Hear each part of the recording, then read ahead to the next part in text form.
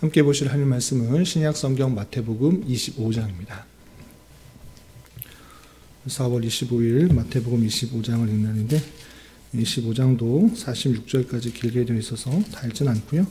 1절부터 13절까지 말씀을 읽은 이후에 설교를 통해서 전체 내용을 살펴보겠습니다. 신약성경 마태복음 25장 1절부터 13절까지 말씀, 신약성경 43면 전후를 보시면 되겠습니다. 1절부터 함께 봉독합니다. 그때 천국은 마치 등을 들고 신랑을 맞으러 나간 10처녀와 같다 하리니 그 중에 5은 미련하고 5은 실기 있는 자라. 미련한 자들은 등을 가지되 기름을 가지지 아니하고 슬기 있는 자들은 그릇에 기름을 담아 등과 함께 가져갔더니 신랑이 더디오므로 다 졸며 잘세.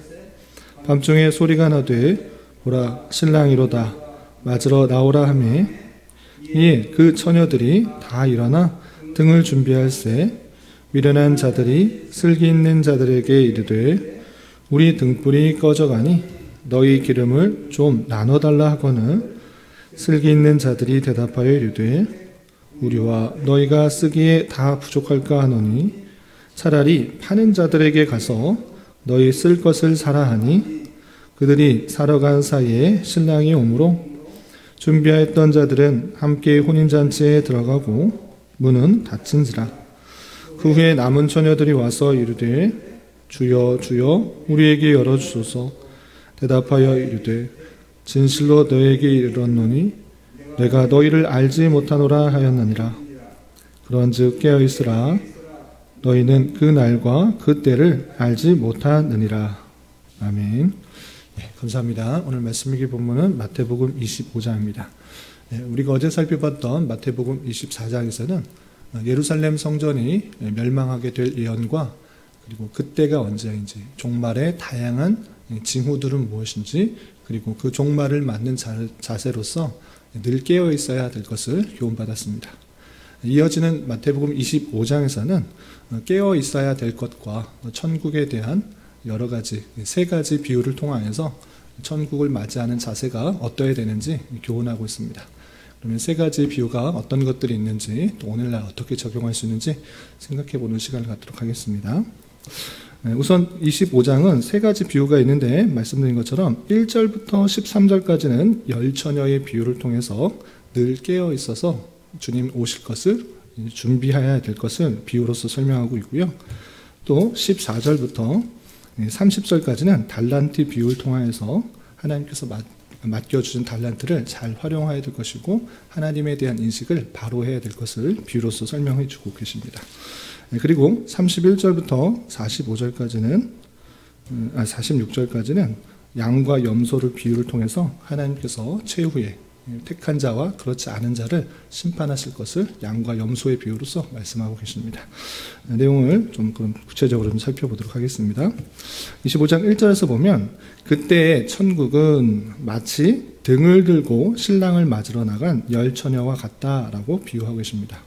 천국을 비유하면서 어떤 자세로 준비해야 될 것인가, 그리고 특별히 이 말씀을 단순히 도덕적으로 윤리적으로 생각할 것이 아니라 택한 백성과 그렇지 않은 백성, 천국에 가게 되는 자와 그렇지 않은 자로 함께 설명하고 있다는 점을 유념해 두고 생각하면서 읽어야 될 것입니다.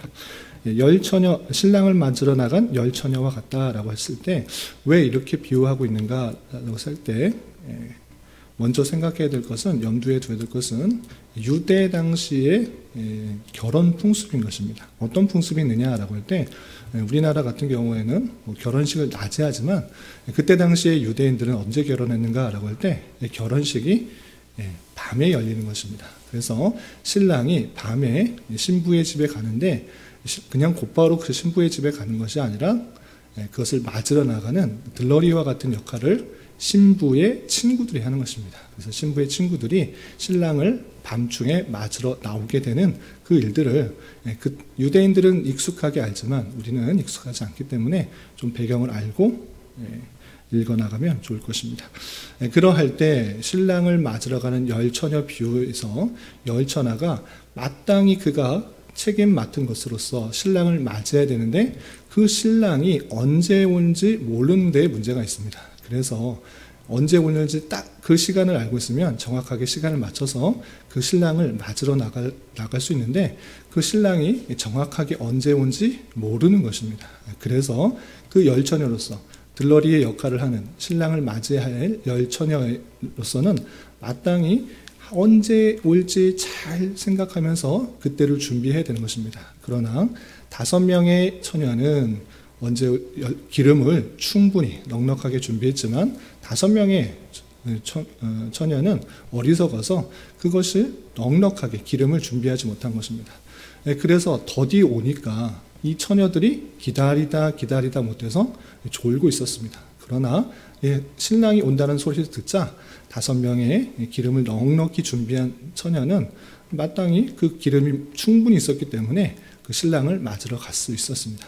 그러나 반면에 기름이 떨어져가는 충분히 준비하지 않은 5처녀는 기름이 이제 꺼져가서 그 신랑을 맞이할 수가 없던 것입니다. 그래서 슬기로운 5처녀에게 기름을 구우려고 합니다. 내게 좀 기름 좀 구워줘라. 내가 기름이 부족하니 구워달라라고 말을 하지만 그 5명의 슬기로운 처녀는 내 것도 부족하니까 그러지 말고 빨리 가서 장사한테 가서 기름을 사서 갖고 오라 이렇게 말을 합니다. 하는 수 없이 구워줄 수 없다라는 이야기를 듣자 5명의 어리석은 처녀들은 기름 장사해서 기름을 사갖고 오지만 그 사이에 신랑이 와서 5명의 슬기로운 처녀의 안내를 받아 혼인잔치에 들어가서 그 신랑의 혼인잔치에 이르게 되고 나머지 뒤늦게 온 5명의 준비하지 못한 5처녀는 그 혼인잔치에 들어가지 못했다라는 그 장면이 나옵니다. 그러면서 하시는 말씀이 무엇인가? 13절 그런즉 깨어있으라 너희는 그날과 그때를 알지 못하기 때문에 항상 깨어서 신랑 되신 예수님의 재림하심 그 재림하심을 대비해야 될 것을 교훈하고 있는 것입니다. 그리고 14절부터 30절까지는 달란트 비유가 있습니다. 달란트 비유를 통해서 하나님께서 어떤 분이신지를 잘 깨달아야 될 것을 교훈하고 있는데 이런 표현이 있습니다. 14절 보시면 또 어떤 사람이 타국에 갈 때 그 종들을 불러 자기 소유를 맡김과 같으니 또 다시 비유를 하는 것입니다. 근데 어떤 사람이 타국에 가는데 그냥 갔다가 그냥 오는 것이 아니라 자기 종들에게 어떤 것을 부탁하는 것입니다. 어떻게 하는가? 15절 보시면 각각 그 재능대로 한 사람에게는 금 5달란트, 한 사람에게는 2달란트, 한 사람에게는 1달란트를 주고 떠났다 되어 있습니다. 여기서 달란트가 나오는데 달란트가 어느 정도의 값어치가 있는지 우리는 잘 모르는 경우가 있는데 이 1달란트는 6천 데나리온과 같은 값어치가 있는 것입니다. 그 한 데나리온은 얼마인가 라고 할 때 그때 당시에 노동자 하루 품삯이 1데나리온인 것입니다. 그렇기 때문에 1달란트는 6천 데나리온 그러니까 노동자 한 명이 6,000일 동안 열심히 일해야지만 받을 수 있는 돈인 것입니다.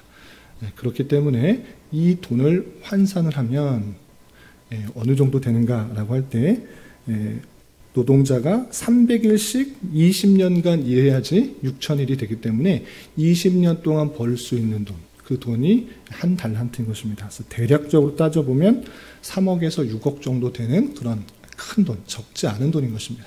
그렇게 적지 않은 그 큰 돈을 그 종들에게 5달란트, 2달란트, 1달란트 맡기고 떠난 것입니다. 그러할 때 3명의 종의 반응이 다르게 나타납니다. 어떻게 나타나냐?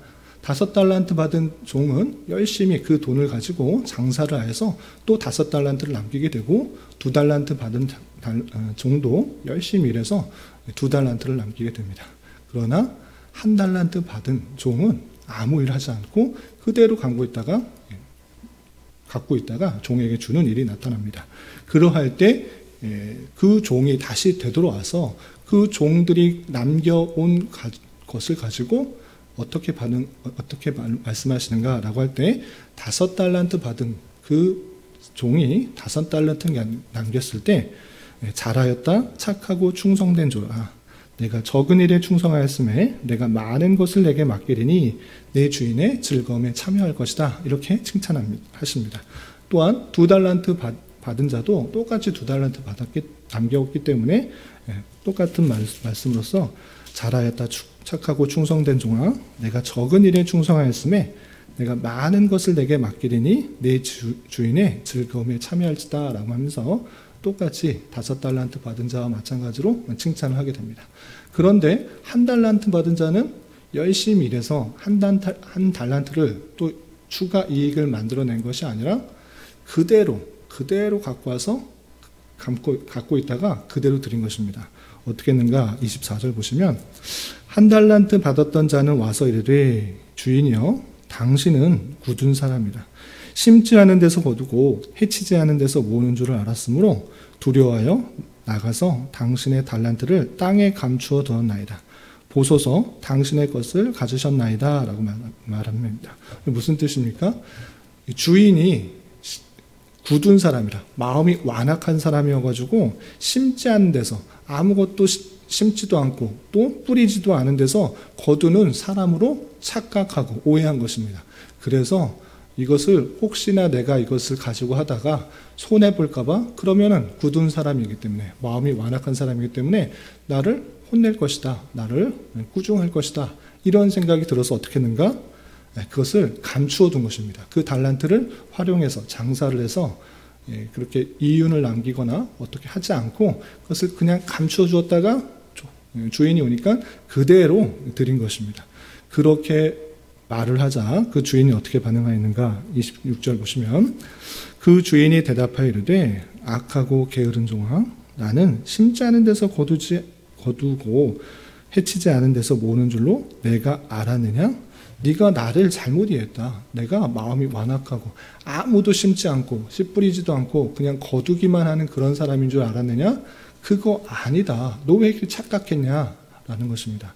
내가 그런 사람이었으면 어떻게 했느냐? 27절 그러면 내가 마땅히 내 돈을 취리하는 자들에게 맡겼다가 내가 돌아와서 내 원금과 이자를 받게 하였을 것이니라 라고 말하면서 내가 그냥 네가 생각하는 그런 사람이었다고 하면 씨 뿌리지도 않고 또 심지 않은 데서 거두는 해치지 않은 데서 거두려고 하는 사람이었다면 차라리 그 달란트를 너한테 주지 않고 이자 받는 사람 그 사람한테 줘가지고 이자 받아가지고 더 불리지 왜 그렇게 했겠냐라고 말하면서 28절을 보시면 그에게서 1달란트를 빼앗아 10달란트 가진 자에게 주라라고 말씀하시고 무릇 있는 자는 받아 풍족하게 되고 없는 자는 그 있는 것까지 빼앗기리라. 또 이 무익한 종을 바깥 어두운 데로 내쫓으라. 거기서 슬피 울며 이를 갈리라 라고 말씀하십니다. 달란트 비유를 통해서 주인이 종들에게 각각의 달란트를 주었지만 주인에 대해서 잘못 이해하여서 그 받은 달란트를 잘 활용하지 못하고 아무것도 사용하지 않은 그 모습들에게 하나님께서 그 주인이 종을 꾸짖는 그 장면이 나오게 됩니다.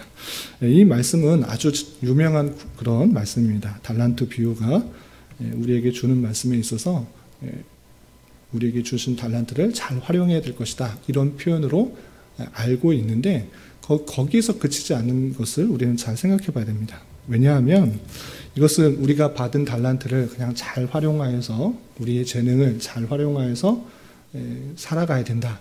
이 정도로 그치는 것이 아니라 그 결론을 보면 그냥 꾸짖는 데서 그치는 것이 아니라 그 주인은 이 무익한 종을 바깥 어두운 데로 내쫓으라. 거기서 슬피 울며 이를 갈리라. 이렇게 표현하고 있습니다. 그냥 너는 참 어리석다. 또 잘못했다.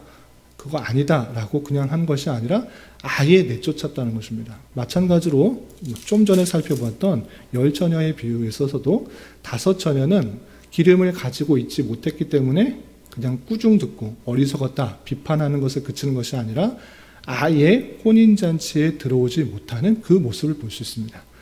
그렇기 때문에 단순히 이것은 도덕적으로 우리가 어떻게 바르고 우리가 어떤 삶을 살아야 되는가 깨어 있어서 하나님께서 주신 그 달란트를 재능을 잘 사용해야 된다. 이것에서 만족하는 것이 아니라 천국에 들어가는 사람과 그렇지 못한 사람을 또 극명하게 대조하면서 어떠한 은혜를 우리에게 주셨는지를 보여주고 있는 것입니다.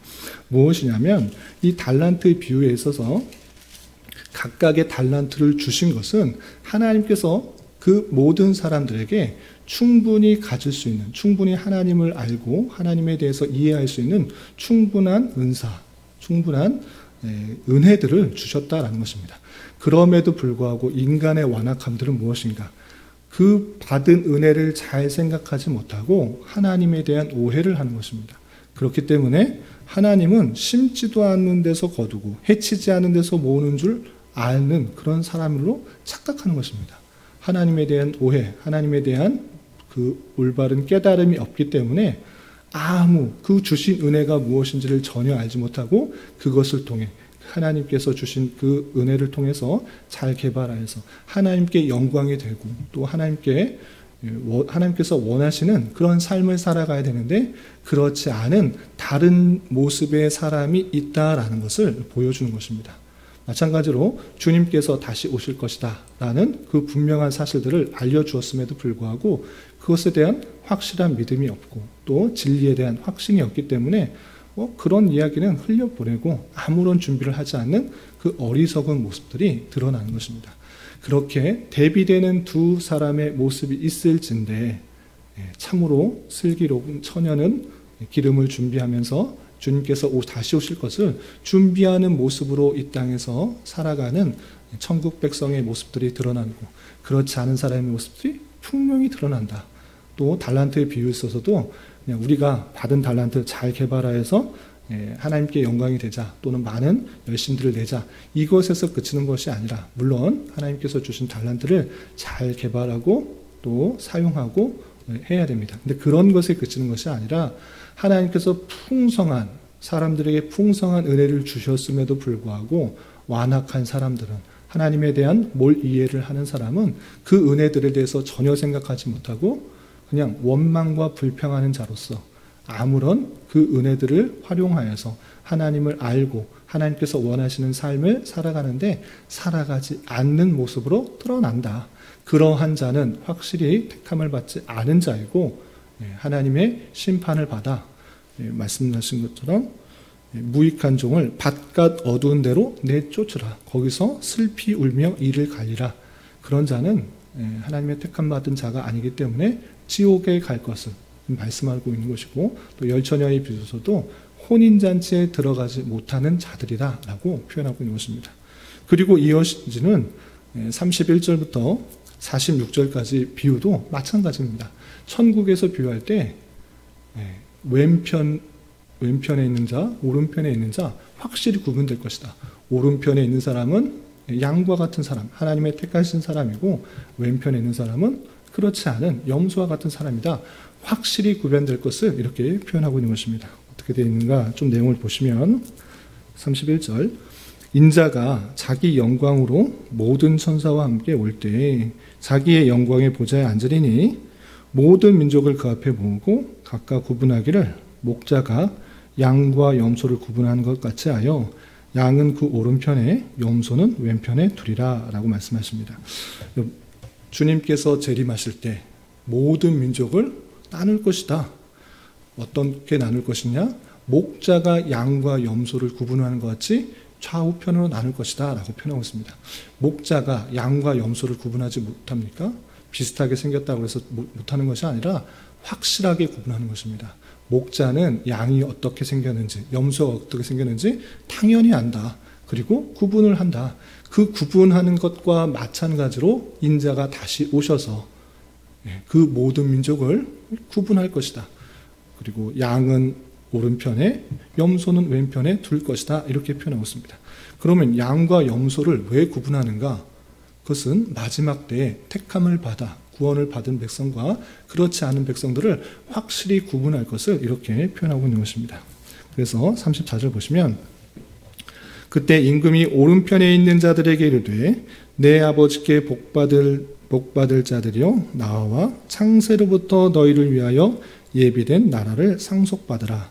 오른편에 있는 그 사람들에게 복받을 자들이여 창세로부터 너희를 위하여 예비된 나라를 상속받을 것이다 라고 말씀하시면서 그에게 천국이 주어질 것을 이렇게 말을 합니다. 그런데 그 천국 받은 사람들의 모습들이 어떠한지 이렇게 표현하고 있습니다. 35절 보시면 내가 줄일 때 너희가 먹을 것을 주었고 목마를 때 마시게 하였고 나그네 되었을 때 영접하였고 헐벗었을 때 옷을 입혔고 병들었을 때 돌보았고 옥에 갇혔을 때 와서 보았다라고 하면서 그 오른편에 있는 그 양들은 주님께서 어렵고 힘든 가운데 있을 때 계속적으로 도움을 주었다라고 말씀을 하십니다. 그런데 그 오른편에 있는 사람들의 반응이 신기합니다. 어떻게 하느냐? 맞습니다. 저희가 그 주님을 그렇게 도왔습니다. 라고 말하는 것이 아니라 어떻게 반응하는가? 이 37절 보시면 이에 의인들이 대답하여 이르되 주여 우리가 어느 때에 주께서 줄이신 것을 보고 음식을 대접하였으며 목마르신 것을 보고 마시게 하였나이까? 어느 때 나그네 되신 것을 보고 영접하였으며 헐벗으신 것을 보고 옷 입혔나이까? 어느 때 병드신 것이나 옥에 갇힌 것을 보고 가서 배웠나이까 하리니 라고 표현했습니다. 자신이 한 적 없습니다. 내 주님을 그렇게 어렵고 힘들고 병들고 줄일 때 도운 적 없습니다 라고 말을 한다라는 것입니다. 그런데 그때 임금이 어떻게 말씀하시는가? 40절 보시면 임금이 대답하여 이르시되 내가 진실로 너희에게 이르노니 너희가 여기 내 형제 중에 지극히 작은 자 하나에게 한 것이 곧 내게 한 것이니라 하시고 라고 표현하고 있습니다. 지극히 작은 자에게 행한 것, 그건 나에게 행한 것이다 라고 표현하고 있는 것입니다. 의인들의 모습들이 그렇게 작은 자 하나에게 잘 대접해주고 또 돌봐주고 병들을 때 또 헐벗었을 때 또 줄일 때 도움을 주었던 것, 그것이 나에게 한 것이다 라고 말씀하십니다. 반면에 왼편에 있는 자들은 그들은 41절 보면 나를 떠나 마귀와 그 사자들을 예비된 영원한 불에 들어가리라 심판을 받아 지옥에 갈 것을 표현하고 있는데 그들은 내가 줄일 때, 목마를 때, 또 벗었을 때, 병들었을 때, 옥에 갇혔을 때 전혀 돌보지 않았다 이렇게 말하는데 그들도 똑같이 우리가 언제 그렇게 주를 대접하지 않았습니까? 말할 때 마지막 45절 보시면 지극히 작은 자 하나에게 하지 아니한 것이 곧 내게 하지 아니한 것이니라 하시니라 이렇게 표현하고 있습니다. 작은 자에게 하나 한 것과 하지 않은 것, 그것이 주님께 대한 것이다 라고 말씀하시는 그 모습을 보셨습니다. 이 말씀을 통해서도 택한 백성과 그렇지 않은 백성들의 모습이 드러나는데 택한 백성은 하나님께 받은 그 은혜가 너무 크기 때문에 자연적으로 내가 주를 대접하는지 알지 못하면서도 그 작은 자 하나에게 성심성의껏 대기하고 굶주렸을 때나 병들었을 때나 또 헐벗었을 때나 그를 대접하는 모습이 부지중에 드러나는 것이고 그렇지 않은 그런 사람들은 자기가 어떤 일을 행하는지도 모르고 또 그렇게 대접하지 않은 모습들로 드러나게 된다라고 표현하고 있는 것입니다. 자신이 행한 선행을 잊고 살면서 자기 삶으로 드러나는 모습들이 택한 백성들에게 드러나는 것이고 그렇지 않은 그 사람들은 자기가 행한 악행들을 모르고 자기가 잘했다라고 생각하는 그런 사람이다라는 것입니다. 그래서 우리는 우리 주변에 있는 사람들을 서로 돌보고 또 아끼고 하나님의 사랑들을 베푸는 사람으로 살아야 될 것을 교훈하고 있는 것을 살펴볼 수 있습니다. 이런 말씀을 대하는 자로서 하나님께서 재림하실 때 확실히 택한 백성과 그렇지 않은 백성들이 있는 줄 알아 우리 크신 은혜를 받아 하나님의 택하심을 받아 믿음으로 구원받은 자답게 주님 오실 때를 늘 기억하며 살아야 될 것이고 또 우리가 받은 달란트를 주님의 영광을 위해서 잘 사용하고 또 행동해야 될 것이며 또 우리 작은 자 주변에 지극히 연약한 자 또 작은 자에게 또 사랑을 베풀며 살아가는 자가 되어야 될 것입니다. 이런 은혜가 저와 여러분들 우리 모두에게 있기를 진심으로 기원합니다. 기도하겠습니다. 하나님 아버지 감사합니다. 오늘 말씀을 통해서 천국에 관한 세 가지 비유에 대하여 살펴보았습니다.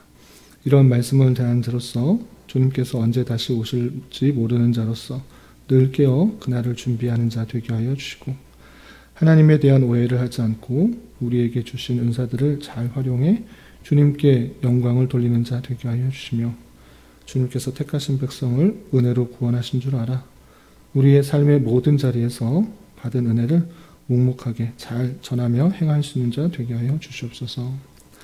주님, 4월은 고난과 부활의 달로 보내고 있습니다. 주님께서 이 땅에 오셔서 당하신 고난의 의미를 잘 생각하게 하여 주시고 때때로 만나게 되는 환난과 역경을 믿음으로 잘 견디어 나갈 수 있도록 인도하여 주시옵소서.